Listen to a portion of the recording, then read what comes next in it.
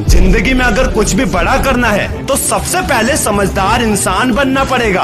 और समझदार इंसान वो नहीं जो ईंट का जवाब पत्थर से दे, बल्कि समझदार इंसान वो है जो फेंकी हुई ईंट से अपना घर बना ले। थोड़ा पढ़ना लेकिन ज्यादा समझना, कम बोलना मगर ज्यादा सुनना, ये निशानी होती है एक समझदार इंसान की। क्योंकि तुम जितना कम बोलोगे लोग उतना ही ज्यादा तुम्हें सुनना चाहेंगे। शायद इसीलिए जिससे कोई उम्मीद नहीं होती अक्सर वही लोग कमाल करते हैं। तो अब बुद्धिमान नहीं समझदार बनो।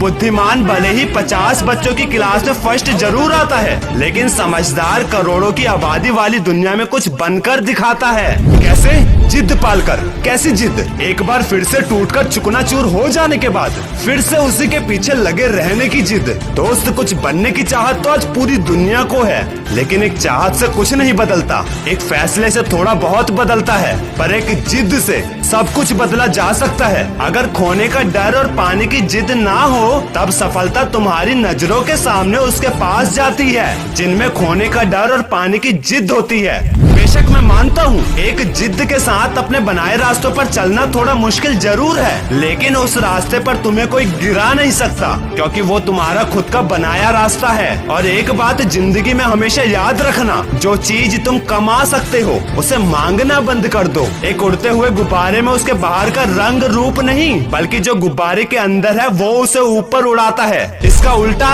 इंसान गिरता भी अंदर की चीजों की वजह से ही है। शायद इसीलिए इंसान बाहर की चुनौतियों से नहीं बल्कि अंदर की कमजोरियों से हारता है। और उस कमजोरी को कहते हैं नेगेटिविटी, जो हमारे बार बार फेल होने की वजह से आती है। लेकिन लगातार हो रहे फेलियर से कभी हार मत मानो, क्योंकि कभी कभी गुच्छे की आखिरी चाबी भी ताला खोल देती है। जिनका इरादा सच्चा होता है उनका हर काम एक दिन अच्छा होता है। और एक बात, लोगों की बेइज्जती के डर से कभी अपने लक्ष्य को मत छोड़ना, क्योंकि लक्ष्य पूरा होते ही बेइज्जती करने वाले भी चमचे बन जाते हैं। अरे मैं कह रहा हूँ तुम्हारे बुरे वक्त में तुम्हारी जिंदगी के सारे महंगे सबक सस्ते लोगों से ही सीखने को मिलेंगे, क्योंकि आज हर इंसान अपनी छोटी छोटी बातों पर औकात दिखा रहा है। ये तो कड़वा सच है। हम उस दौर में जी रहे हैं जहाँ मासूमियत को बेवकूफी कहा जाता है। कम से कम मेरा अनुभव तो यही कहता है, मासूम अपनों के साथ रहो और दुनिया के आगे कठोर बनकर रहो। लेकिन कठोर और गुरूर में हमेशा फर्क रखना। अगर मेहनत ने लोगों को बनाया है तो गुरूर ने अच्छे को डुबाया है। क्या खूब कहा है किसी ने, बहुत गुरूर था छत को ऊंचा होने पर, जब एक मंजिल और बनी तब वही छत फर्श बन गई। न जाने कितने लोगों की जिंदगी में सफलता की बरसात आई, लेकिन जिसमें घमंड आया वक्त ने भी उन्हें उनकी औकात दिखाई। वीडियो के एंड में बस इतना ही कहूँगा, जब जिंदगी